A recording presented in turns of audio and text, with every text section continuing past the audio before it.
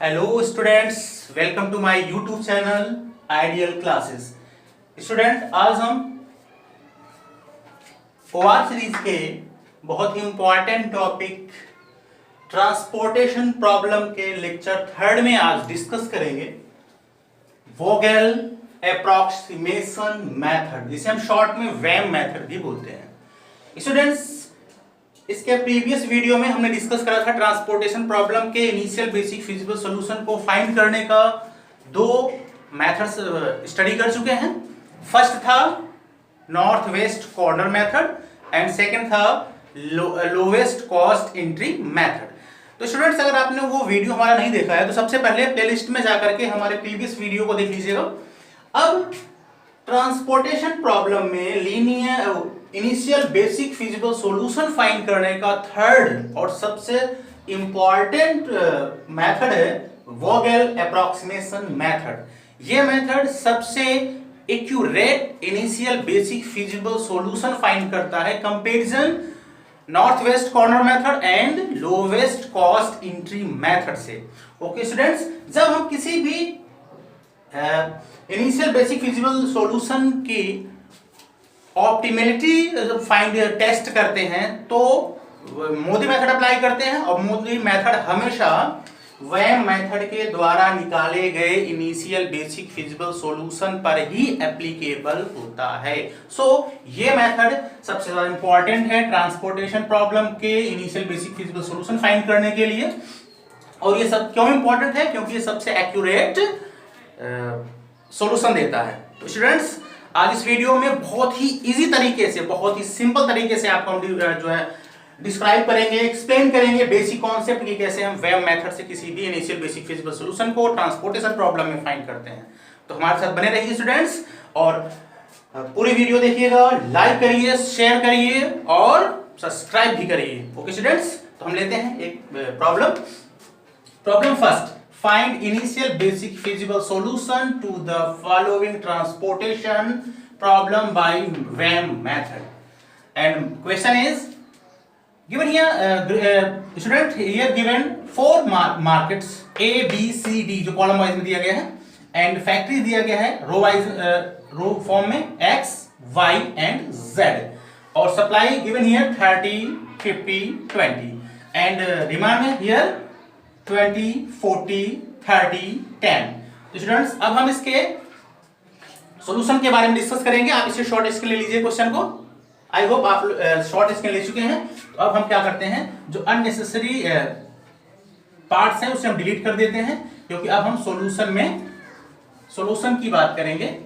तो जो क्वेश्चन का अननेसेसरी पार्ट है उसे हम इरेज कर दे रहे हैं, क्योंकि बोर्ड पे स्पेस कम है, इसलिए हम इसे इरेज कर दिया। अब हम इसके सॉल्यूशन की बात करेंगे। Solution of this problem by VAM method solve करना है हमें। वैम मेथड को सॉल्व करने से पहले हम ये चेक करेंगे स्टूडेंट्स कि ये बैलेंस्ड ट्रांसपोर्टेशन प्रॉब्लम है या नहीं। इसलिए क्या करते हैं, इसके लिए हम स्टूडेंट क्या करते हैं कि सप्लाई को ऐड करते हैं। चलो हम यहाँ सप्लाई को ऐड कर रहे हैं, क्योंकि हमें चेक करना है कि ये बैलेंस प्रॉब्लम है या नहीं है। सप्लाई ऐड करा 30 प्लस 50 80 प्लस 20 आ गया 100, एंड डिमांड को ऐड करेंगे 20 प्लस 40 60 हो गया, प्लस 30 90 हो गया, प्लस 10 100। हमारा डिमांड और सप्लाई क्या है, इक्वल है, इसलिए ये बैलेंस प्रॉब्लम है। सो हम अब इसमें वैम मेथड अप्लाई कर सकते हैं। वैम मेथड अप्लाई करने के लिए स्टूडेंट्स हमें रो पेनाल्टी और कॉलम पेनाल्टी ड्रा करना होगा।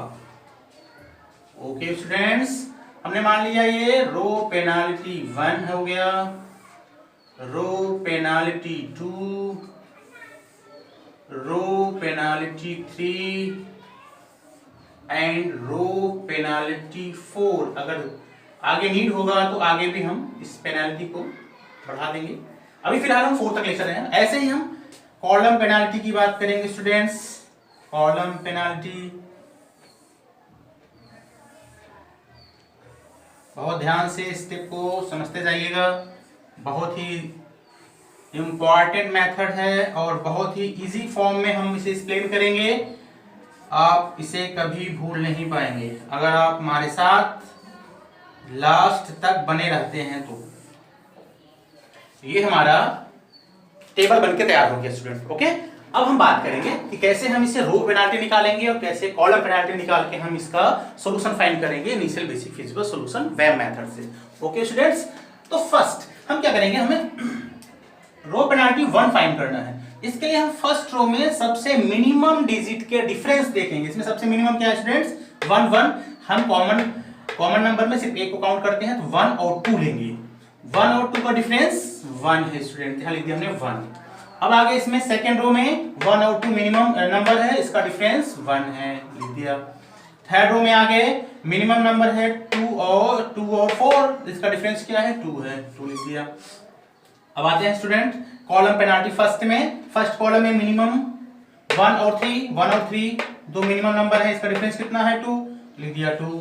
सेकंड रो में 2 और 3 मिनिमम नंबर है, इसका डिफरेंस 1। थर्ड में 1 और 2, इसका डिफरेंस 1 और 4, इसका डिफरेंस 3। हमारा फर्स्ट रो और फर्स्ट कॉलम के डिफरेंस आ गए। ओके, अब हम क्या करेंगे, अब हमें ये देखना है कि सबसे मैक्सिमम डिफरेंट वाला नंबर कौन सा है। देखिए रो में क्या है, 2 है सबसे मैक्सिमम, कॉलम में क्या है, 3 है, सबसे मैक्सिमम दोनों में कौन सा है, 3 नंबर। तो 3 नंबर से हम क्या करेंगे, यहां से इन करेंगे फर्स्ट कॉलम में आए, फर्स्ट कॉलम में सबसे मिनिमम सेल में हम अब लोकेट करेंगे इनिशियल बेसिक फिजिबल सॉल्यूशन को। अब इसमें हम लोकेट करें, क्यों, क्योंकि इस कॉलम में सबसे मिनिमम सेल आपका ये 1 वाला है।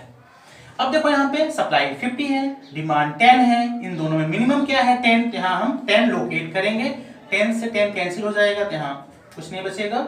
50 में 10 माइनस कर देंगे तभी 40 यहाँ पे सप्लाई रिमाइंडर है इस रो में।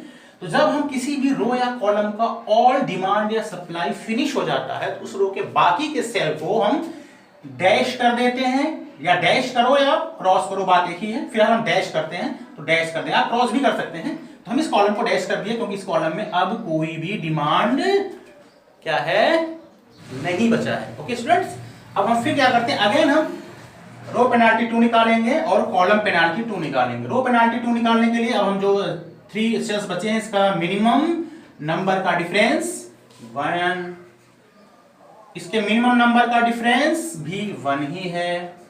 यहाँ पे 2 और 4 मिनिमम नंबर है, इसका डिफरेंस 2 ही है। ओके स्टूडेंट्स, अब हम कॉलम पेनाल्टी 2 की बात करेंगे। फर्स्ट कॉलम में देखो अभी कोई चेंज नहीं हुआ है, ना तो कोई लोकेट हुआ है, ना तो कोई डैश हुआ है, इसलिए इसका अभी डिफरेंस सेम ही रहेगा। इसमें भी कोई चेंज नहीं हुआ है तो इसका डिफरेंस भी 1 ही रहेगा। इसमें भी अभी इस कॉलम में कोई चेंज नहीं हुआ है तो इसका डिफरेंस 1 रहेगा। और देखो यहाँ पे सारे क्या हो गया है, 10 डिमांड था, सारे हमारा यहाँ पे हम यूज कर चुके हैं, तो इसके नीचे हम क्रॉस लगा देंगे। इसमें अब हम डिफरेंस निकालने की जरूरत इस कॉलम में नहीं है। अब हम देखते हैं स्टूडेंट, अब हम फिर देखेंगे सबसे मैक्सिमम वैल्यू कौन सा है। सबसे मैक्सिमम वैल्यू रो पेनाल्टी 2 में 2 है, कॉलम पेनाल्टी 2 में भी 2 है, दोनों बराबर हैं। अगर ऐसे कंडीशन में अगर मान लीजिए सबसे मैक्सिमम डिफरेंट एक से ज्यादा आते हैं तो आप किसी को से भी आप इसे सॉल्व कर सकते हैं। तो हम इस 2 से यहाँ पे इन कर रहे हैं, 2 से इन करेंगे तो फर्स्ट कॉलम में कर रहे हैं, सबसे मिनिमम वैल्यू हमारा है 1 पे आ गए, 1 वाले सेल पे आ गए। अब हम देखते हैं सप्लाई क्या है हमारे पास 30 एंड डिमांड क्या है 20। 30 और 20 में मिनिमम क्या है 20, इस सेल में लोकेट करेंगे 20 में से 20 जाएगा, फिनिश हो जाएगा। 30 में 20 माइनस करेंगे, अभी 10 यहाँ पे सप्लाई रिमाइंडर है। अब ये इस कॉलम में सारे जो है डिमांड फिनिश हो चुके हैं, तो इस कॉलम के बचे हुए सेल को डैश कर देंगे और इसके नीचे यहाँ पे क्रॉस कर देंगे, क्योंकि अब इसका हमें डिफरेंस निकालने की जरूरत नहीं है। स्टूडेंट्स, अब हम आते हैं निकालेंगे रो पेनाल्टी थर्ड। रो पेनाल्टी थर्ड में देखिए अभी हमारा सिर्फ 2 सेल बचा हुआ है, इन 2 सेल का डिफरेंस क्या है 1, यहाँ लिख दिया हमने 1। सेकंड में ये 2 ही सेल बचे हैं, इनका डिफरेंस क्या है 1, लिख दिया 1। थर्ड में 2 सेल बचे हैं, इन दोनों का डिफरेंस क्या है 3, क्योंकि 2 और 5 का डिफरेंस 3 होता है। ऐसे कॉलम में आ गए, फर्स्ट वाले कॉलम में करेंगे नहीं, सेकंड वाले में करेंगे नहीं, क्यों, क्योंकि जितना डिमांड था वो हमारा यहाँ फिल हो चुका है, नीचे हम क्रॉस लगा चुके हैं।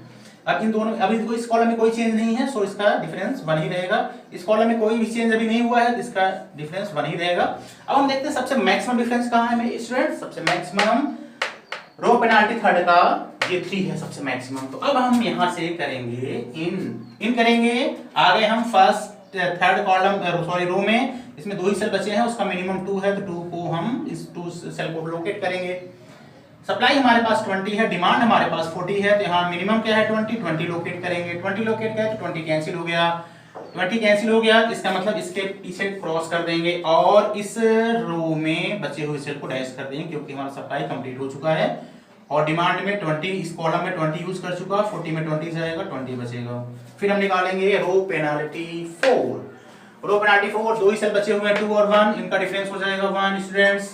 अगले में 3 और 2, 2 ही सेल बचे हैं, इनका डिफरेंस 1 एंड कॉलम पेनाल्टी 4 में आएंगे। फर्स्ट कॉलम में करेंगे नहीं क्योंकि इसका कंप्लीट हो चुका है। सेकंड कॉलम में 2 ही सेल बचे हैं 2 3, इसका डिफरेंस 1 हो जाएगा।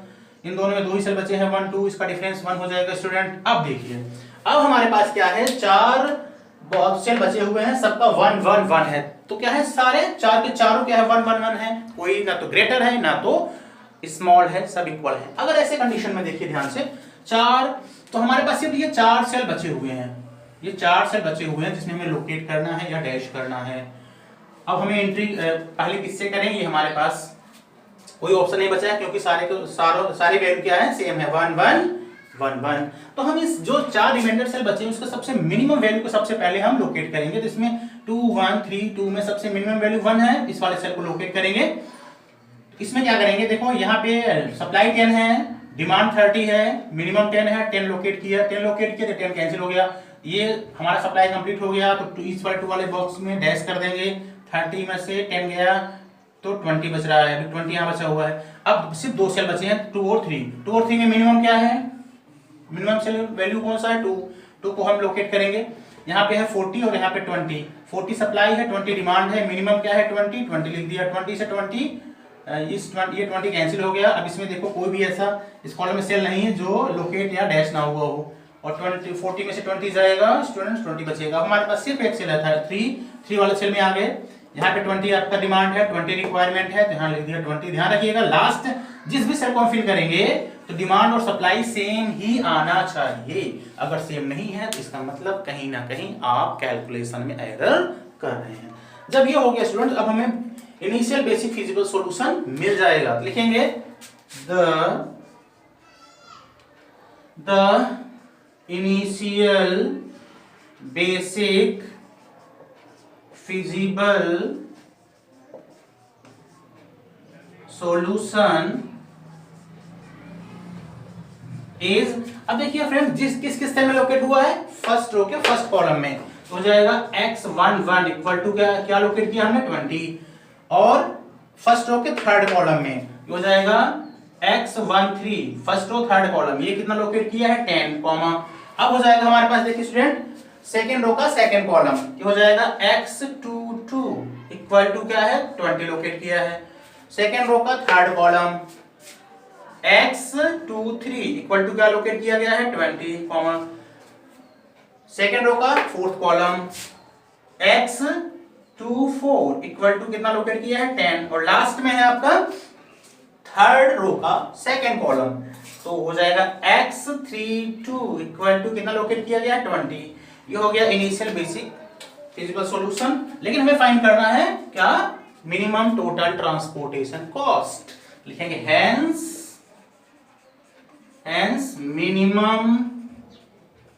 मिनिमम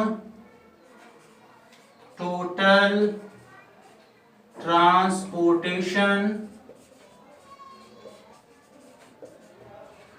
कॉस्ट इक्वल टू, अब जिस सेल में लोकेट हुआ है उसका आपस में हम मल्टीप्लाई कर देंगे स्टूडेंट।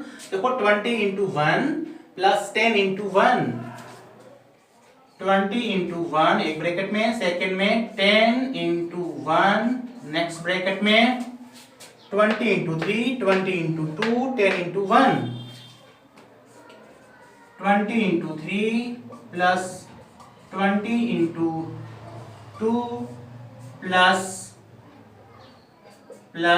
10 इंटू 1 प्लस लास्ट में है स्टूडेंट्स 20 इंटू 2, 20 इंटू 2, इन सब को ऐड कर लेंगे, implies that 20 1 जा 20 प्लस 10 1 जा 10, 23 जा 60, 22 जा 40, 21 जा 10 1 जा 10, 22 जा 40, सबको ऐड करेंगे 20 10 30 30 60 90 90 40 130 140 और 40 180।